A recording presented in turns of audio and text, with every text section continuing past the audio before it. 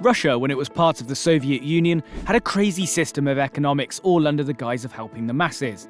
Now it still has a crazy system, they've just dropped the masses bit. Unsurprisingly, the history of money in Russia can be summed up by a quest for a few to have power at the expense of everyone else. Let's take a closer look at the history of the odd Russian economy and where it is today. The Bolshevik Revolution of 1917 is an important starting point because this was the spark that lit the Soviet Union and got that hammer and sickle working as efficiently as possible. While the rest of the world's major economies were booming in the Roaring '20s, Russia was busy overthrowing power and giving it back to the people. Little did they know that this would be the power to work. After the revolution, there was an inevitable economic meltdown, as there was a political one, until the dust settled and the new leaders were able to implement a system. This would be inspired by two models. The German model, inspired by the First World War. This was all about mobilization for mass warfare and mass sacrifice, with commodities set and rationed at fixed prices.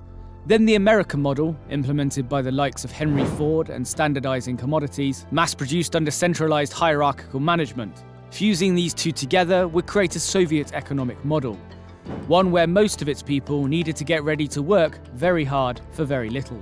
Soviet economic institutions were set up in the period from 1917 to about 1934. These years were far from straightforward, and it was typical to see intense political and social conflict, which caused many U-turns that changed the goalposts for market organization and consumer choice. The different kinds of objectives, all under the red umbrella, prove that communism is far from straightforward. Even today, different kinds of communism are on display, from China and Cuba to North Korea. Talk about being stuck between a rock and a hard place. But there were consistencies, and none of them good. The most clear one was the centralized single-party dictatorship. The dictators shared beliefs that formed their self-interest and how to promote it. Their ideology saw the world as intrinsically hostile, and their country being constantly attacked by foreign enemies. If they weren't at war, then they were getting ready for it, and the economy was a huge part of this. While other aspects of government were up for debate, the single-mindedness behind the nation's money was becoming increasingly clear. These leaders built the capacity of an authoritarian state to select and instruct people, to protect its supply chains, and to channel and filter information. Sound familiar? So far, so communist. All the while, the Soviet territory was getting larger. Sound familiar? We haven't got time to get into that. Rulers cast a red cloud over neighbouring states, eventually imposing their regimes and practices on most of them. Once they had already imposed themselves on their neighbours, they invaded them again, under the banner of defending the gains of the revolution. Then the process would be repeated, and the machine would get bigger. Back home, Soviet policies were diverting resources to one clear area: to finance industrial and military projects. Military capability was massively expanding, and everything was organised for the mass production of armaments. This happened quickly in the 1930s, so when World War II broke out at the end of the decade, the Soviet Union were up there with Germany for the production of weapons. Not a title to be so proud of these days, but one that was very useful in 1939. During and after the war, new departments for nuclear weapons, space missiles, and radio electronics were added. Money was then funneled into these as well, and production wasn't stopping anytime soon. Unlike capitalism, the Soviet state hated personal wealth and squashed this as soon as possible.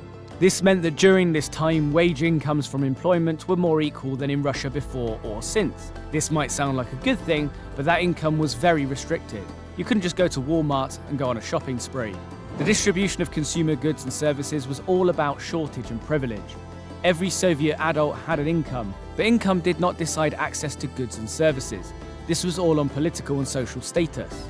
Pictures of queues outside Soviet stores show the people who had money but were unable to spend it without waiting, because they lacked the privilege or didn't have the right contacts to do it. The economics of this period were all about volatility.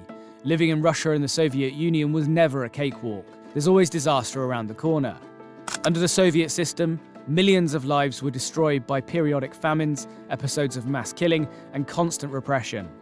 But at the same time, under the same system, millions of other lives were advanced, like capitalism, but on steroids. But a surprising beneficiary came out of all this: women. The Bolsheviks wanted production, and they saw women as an untapped resource for this.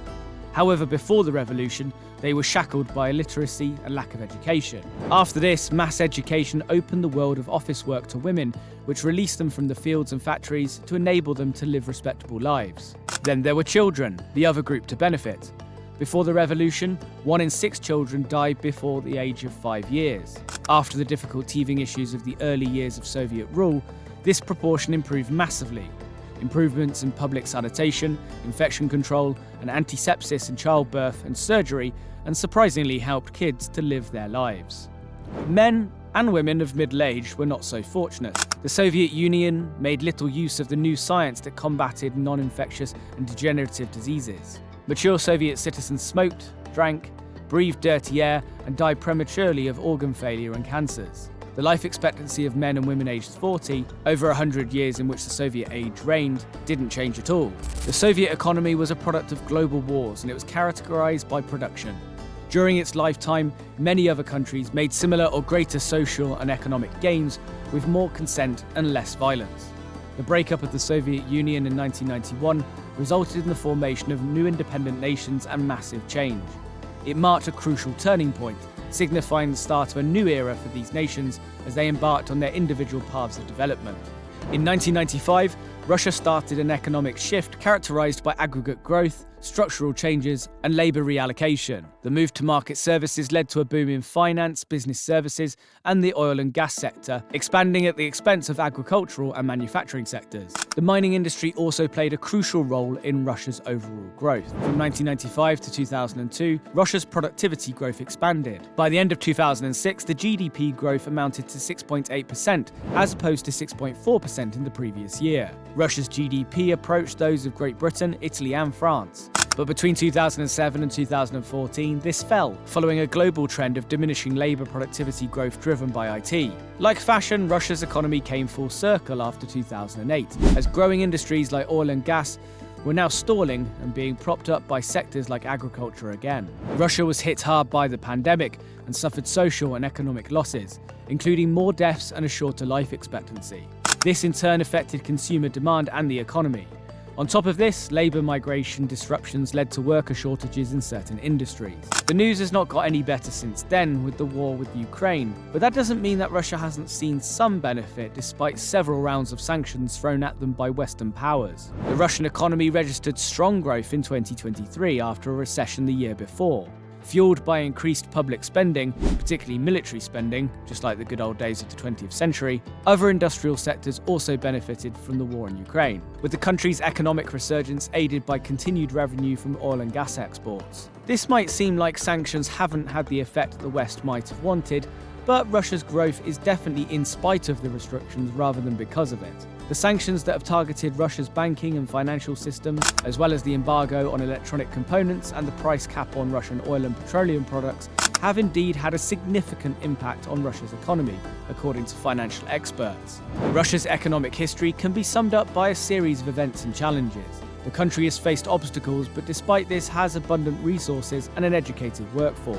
The Soviet era had both military strength and human suffering. The dissolution of the Soviet Union brought massive changes to the economy as well as opportunity. The country has experienced labour productivity growth and setbacks. The pandemic caused social and economic losses. Now war threatens its economic relationship with the rest of the world, despite the potential for domestic prosperity. And still, even with all the challenges we've looked at in this video, Russia has the potential for a prosperous future.